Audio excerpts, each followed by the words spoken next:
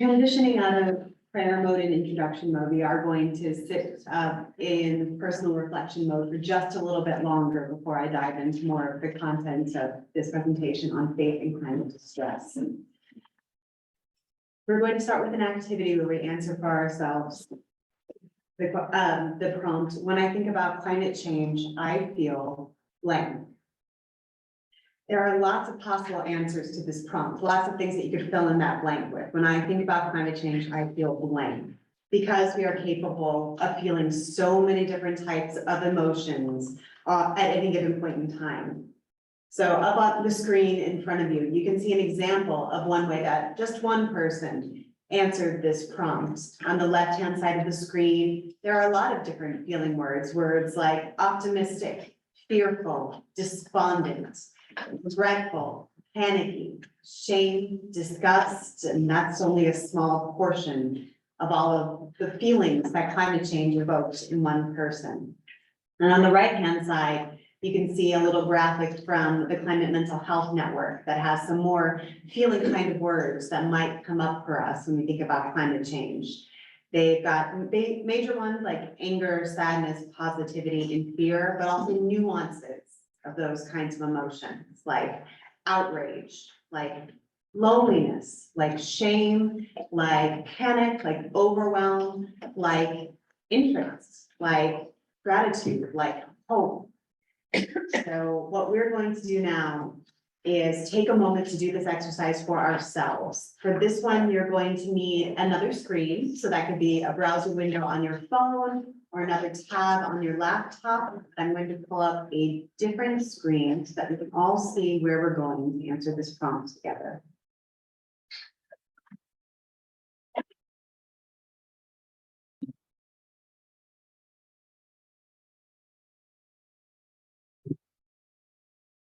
Okay. So pull out your phone or your laptop and go to menti.com. That's MENTI.com. And the code that we're going to be inputting on menti.com is the one that's on the top of this slide. It's 6775-3495. I'm going to read that out loud one more time. So we're going to menti.com, MENTI.com, and the code is 6775-3495. Once you get in, you'll see this prompt question. When I think about climate change, I feel. And as you type in your answers to that question and submit them, we're going to see them pop up on the screen. Okay,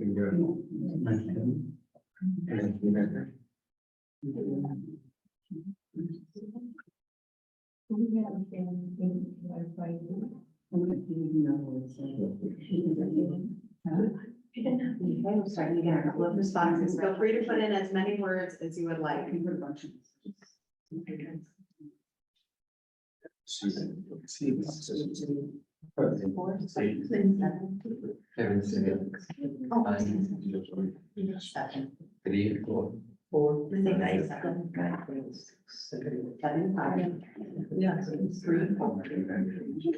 Nine, five. Okay. I'm gonna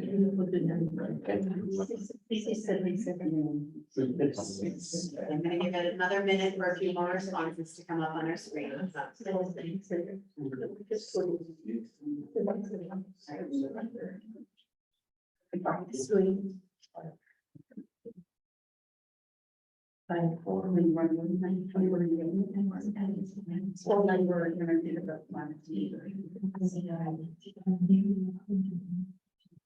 Now we're starting to get some answers pop up on our screen. This word cloud makes words bigger the more times that somebody typed them in. So some of the biggest words that I'm seeing on the screen right now are hope, anxiety, overwhelmed, guilt.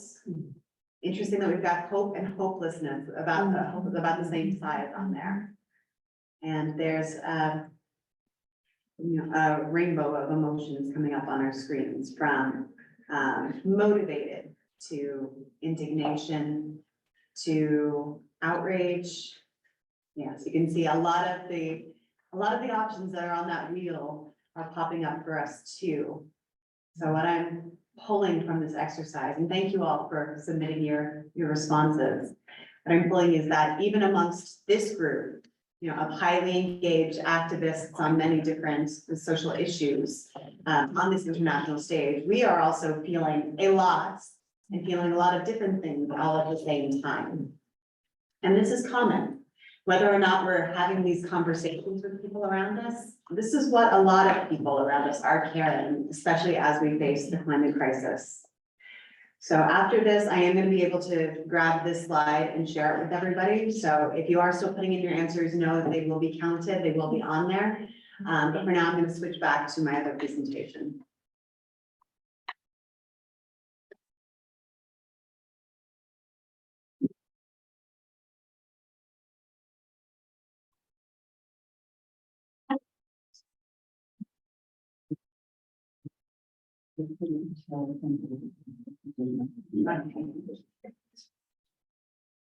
So we just shared a lot of more common feeling words that the climate crisis might evoke in us, but scholars in this field, mental health experts, are also creating some new terms that help us specifically describe the nuances of what the climate crisis can make people feel.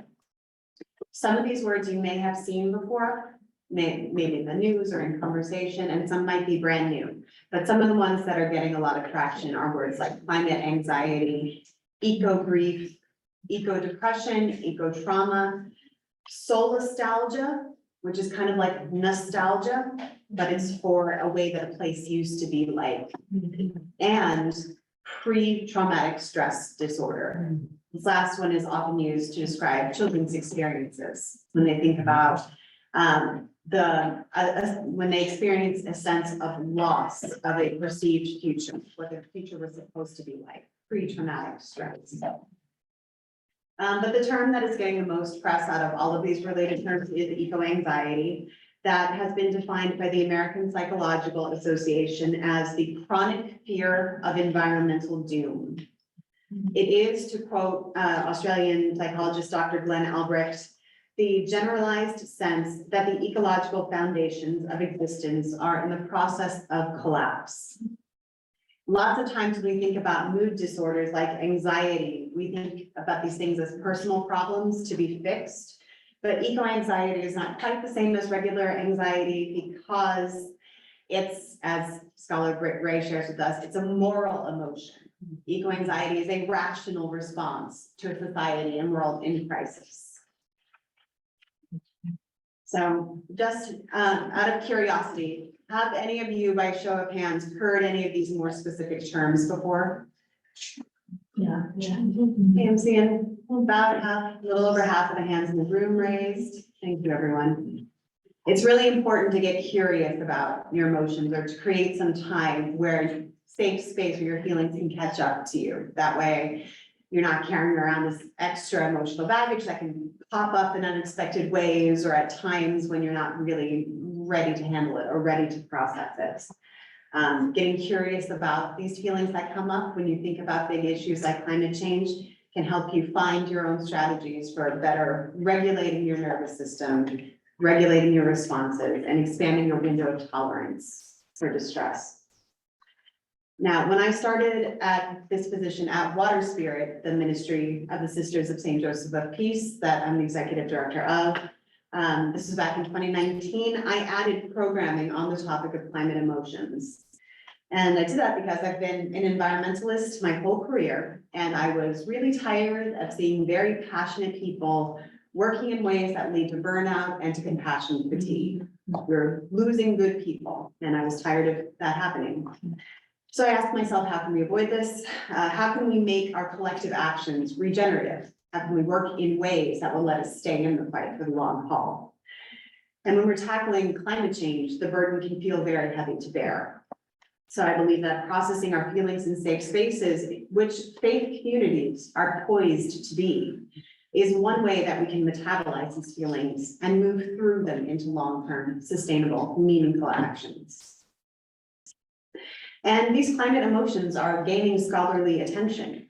In 2021, The Lancet launched a survey of 10,000 youth from the global north and south.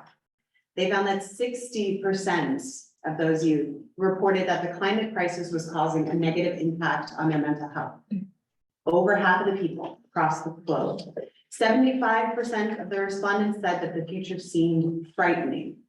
And 39% were resistant to having children because of climate change. To share a quote from that study, when asked about how governments are responding to climate change, 65% of respondents agreed with the statement that governments are failing young people. 64% agreed that they are lying about the impact of actions taken, and 60% agreed that they were dismissing people's distress. Only 36% agreed that governments are acting according to science. As Reverend Talitha Amadeo Aho shares, the young people of today do not remember stability. They see the world through crisis-colored glasses.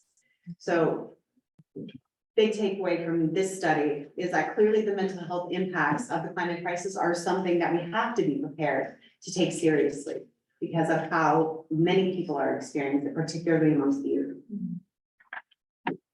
But the good news is, again, that faith communities are uniquely poised to help with climate distress. But we need to be prepared to address these climate emotions specifically. And this kind of training is vital because pastoral care for those experiencing climate mental health issues is a specialized field in context that's emerging. Standard pastoral care training and ministry courses are unlikely to have specifically addressed how climate distress differs from other forms of mental ill health. And if you're thinking to yourself that climate anxiety, grief, or impacts have never come up before in your faith communities, then it's possible that you're not asking the right questions. As climate anxiety increases attention around the world, it is coming to light that many people have been experiencing these issues for years.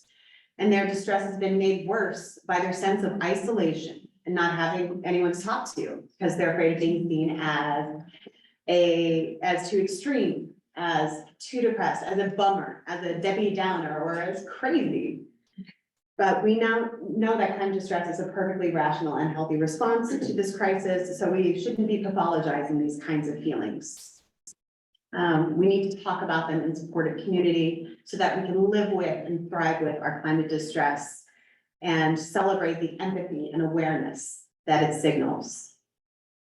As the climate crisis creates and exacerbates mental health crises within our communities, people providing pastoral care and support are on the front lines. Our churches and faith communities are present in almost every town and city around the world. Few other organizations have the reach or the depth of a relationship that we do. And mental health resources around the world are already stretched thin. So we are called to form a safety net, to be a place where anyone experiencing climate-related mental health issues knows that they can come to have safe conversations about what they are experiencing and, if needed, be referred on to appropriate professional help. My go-to about why it's important for faith communities to do this kind of work is this quote from Gus Speth, a top US climate advisor, former dean of the Yale School of the Environment. He's held a number of different high-ranking environmental roles. But in a BBC interview in October of 2013, he shared, I used to think that the top environmental problems were biodiversity loss, ecosystem collapse, and climate change. I thought that 30 years of good science could address these problems. I was wrong. The top environmental problems are selfishness, greed, and apathy. And to deal with those, we need a cultural and spiritual transformation. So please tuck that one behind your ear for the next time you think that faith voices don't have a presence in the room. We're talking about a revolution of values, and that is entirely within our wheelhouse and within our responsibility to speak about. And within our faith communities, we can call on people to change their relationship with creation and with its creators, that we make this world a better place for everybody. If climate change were easy to fix with purely technological solutions, churches would have little role in saving the world. But long-term solutions need so much more than just technology. They need these changes in thinking, in culture, in society, in religion, in politics, and governance. These are areas that we are equipped to help with. And the climate crisis forces us to reassess our values and decide what foundations we want to build a new world upon. And we can be the voices of love for our neighbor, of love for the poor, for seeing the image of God in every person, and for the sacredness of creation. Providing pastoral care to those who are grieving can be familiar territory for those of us in the church, community, and chaplaincy roles. This knowledge, experience, and the rituals we use to help people in processing their grief in general are huge assets when we're talking about people who are experiencing ecological and climate grief. Eco grief is a common experience, but rarely acknowledged.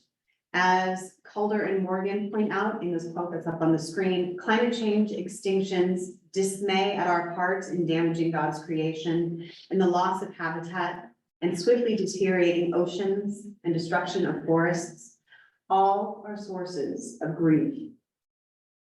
Eco ministry includes fostering awareness of these multiple griefs, learning to live and not suppress our own grief, and thus developing our capacity for empathic pastoral listening with others.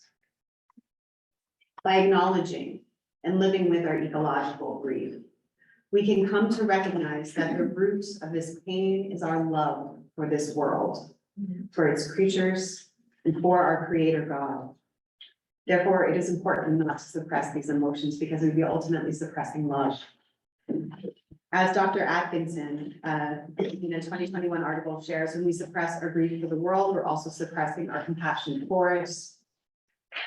And sorry, if grief is a reflection of our love, it can help us to acknowledge and honor this pain instead of suppressing it. We also have rich traditions of lament and collective acknowledgement of grief, which we can use to help people face and share their true feelings about climate change and ecological destruction. And according to theologian Hannah Malcolm, this one's also up on the screen, if lament becomes a discipline of prayer woven into the life of a community, it can produce works of healing and works of life in the face of death, encouraging people toward more effective action. Churches can often see their part as being about providing safe, comfortable, and familiar spaces that feel like home within the turbulence of a changing world. And sometimes that means banishing the strange and uncomfortable, creating stability and constancy, but that can create a sense of dislocation for parishioners who are experiencing this new climate loss.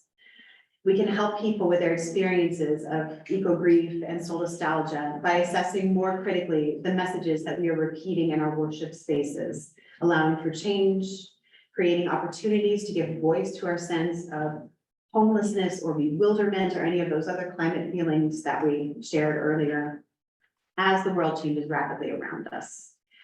And furthermore, faith communities are used to finding complicated hope in situations of adversity.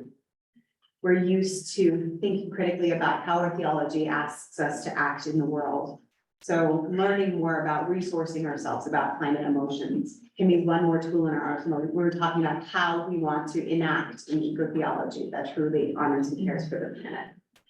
So these tools are with us and a little bit more training. So some of the resources that are available through Water Spirit in this field that are emerging at the end of, wow, was it already 2022?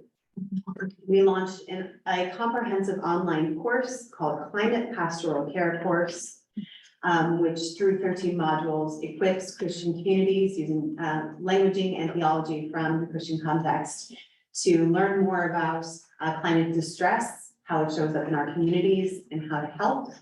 That's a self-paced course. It's available on our website at any time. I've also got some postcards here in the room if anybody wants to pick one up later. There's a QR code there to find it easily. The Water Spirit page that this course links to from also has our course launch webinar, which featured Reverend Talitha Amadeo Aho. It featured Sally Gillespie, who's a top climate psychologist from Australia. It featured Reverend James Bhagavan from the Pacific Council of Churches, and it featured Douglas Kaufman, who, in addition to doing a lot of this work with his own church community, has also done other climate emotions work with Water Spirit. So it's just a fantastic other presentation that can resource people well on this topic and what tools might be closer than you think to be available to help. Water Spirit also has been an affiliate of the Good Grief Network since 2019. We offer 10-week-long programs that meet over Zoom that create safe spaces for people to handle these big emotions that come up when we think about climate change and to face the crisis with greater resilience tools afterward. So our next Eco-Anxiety Support Group starts with an informational session on February 6th from 2 to 3 p.m. New York time. More information is up on Water Spirit's events calendar about that. And we are also co-sponsoring a series that is headed by the BTS Center in Maine. They've been hosting a great online program called Lament with Earth, which is a session of prayer and music, which is just gorgeous. These Lament with Earth sessions happen about 5 times a year. Next one's on February 21st, and Water Spirit will be hosting the talk back after the May session as well. It's another opportunity to explore some of these community feelings in a safe space and think about what you might bring back to your home communities as well. Just to get, this is the big overview of the kind of things that we cover in that 10-step program, but this is also up on Water Spirit's website, so I won't linger there today, looking at the time. And I'll be sharing my slide deck around with some additional resources, including the Climate Psychiatry Alliance and Psychology Alliance's Climate Aware Therapist Directory, some excellent books on the subject, and some other online resource networks.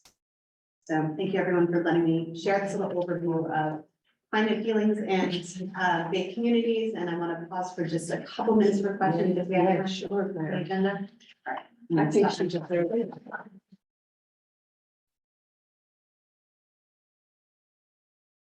Thank you so much, Claire, and it's open now to, I think, so many challenging things here for all of us, but let's open it to the floor for reflections for like 5-7 minutes.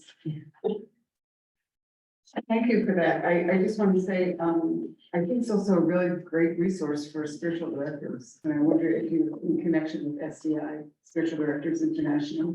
I haven't been in connection so far, but would love to connect. Yeah, because I think, you know, you see that. And NACC too, National Chaplaincy. It's very important. I did not know we can chaplain too. But I did not know we can, it's just in the opening that we can have spiritual care, in fact, in the global warming. This is believable. Claire, the word that struck me was lamentation, that whole expression of all you said in relation to grief. And when we were at COP 28, we went to Faith Pavilion. I found it comforting in relation to all you've just shared, because they did a lot of de-stressing exercises, just calming exercise, how to lead with well-being and health, which you talked about earlier. I found that really helpful, and that whole area of lamentation.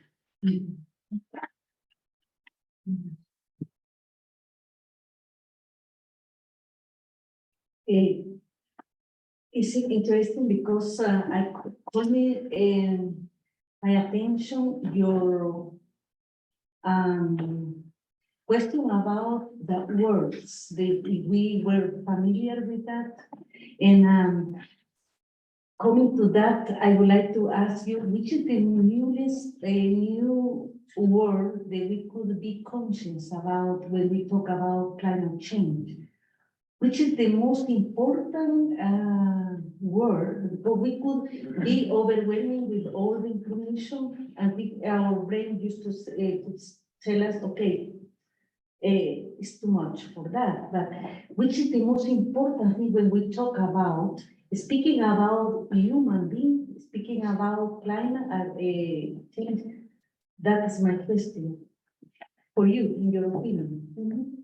I use the term eco-anxiety most because it's broad enough to talk about the climate change, but it's also broad enough to talk about things like how scared somebody might feel because of the rains that we got last night. Is the subway gonna flood? Is my road gonna flood? Why haven't we had snow in Central Park in 700 days? Why is the eco-anxiety, seems like an easy entry into asking those questions, like, oh, this is strange and therefore kind of worrisome. What do I do with that? Is it okay to acknowledge how strange this is? So, and since the American Psychological Association has an official definition of eco-anxiety now, that's why that's the one that I tend to use the most. Another Thank you. thing, then talking about climate, I heard long time ago, the American culture people here, the first thing is speaking about climate. Climate, what is, how to be tomorrow, it's going to snow, it's going to rain, so it's more conscious about that. In the countries that I coming from, that country we just live.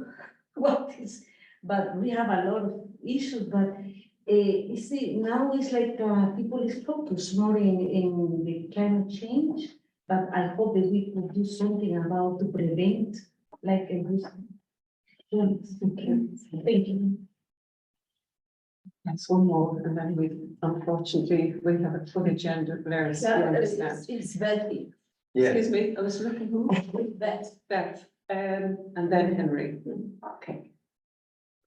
Thank you. I just wanted to let folks in Run know that even though the eco-anxiety or the climate pastoral care course is self-directed and it's all online at the Water Spirit website, and you can access it for just a few $100s. I don't know about all of you, but I need to set things up for myself so that I don't just pay for a course and then get too busy to do it. So my dear friend Kayenyu from Tanzania, she's in Tanga, and I are meeting on Tuesday mornings to go through the course together. We would welcome anyone from Run who might like to join us. We are starting on January 23rd with reviewing the 2 pre-sessions of the course. And then we're going to start on January 23rd and go every 2 or 3 weeks. We haven't quite decided that. We might meet earlier in the morning. We probably wouldn't go later because she's in Tanzania. So we have to make the time zones work. So if anyone would like to I'm just join going us, to see, can you just let us know, Beth, by email, and maybe people can sign up? Is that Yeah. okay? yeah, I'll Okay. email as well, but 10:30 a.m. on Tuesday, Okay. the 23rd. Thank you. Thank you very much. Henry? Yes, it's a little expression about this session. The common people have conscience the climate change. It's true, but in the practical life, no, because the people don't have any issue about the public transportation, for example, and the car for one person, or they use the plastic for the one use. So the people have a discourse, but in the practical life, don't have any response about it. Well, I think that's exactly why Pope Francis calls us to ecological conversion. Yes, yes. Right, to bring that awareness into our daily life, and from that awareness, be able to change our practices. Yeah, there's still lots of work to do. Blair, can we stop there? Is that okay? I think you're going to have a few invitations. I know we have one we'll be coming to you with in a few minutes. But I think, and will you send it to us? Send it to, who's taking the notes today? Kevin, and so we get them. Thank you very much. Can I just add something? So can I move? Can I just add something, Kevin? Could you add in there the Camilla and I attended the retreat Kevin and Kathleen Degnan gave on the great work on Thomas Ferry, and there was that great a theologian from England, I can't think of her name. Great. Yes, I have the link, but I've been looking for it, I can't find it, because she also spoke to the issue, but as I recall, she says we don't care enough about ourselves and the world and creation. What do we want to sustain? Yes, what do we want to say? Okay, It's a great link. Anne Marie.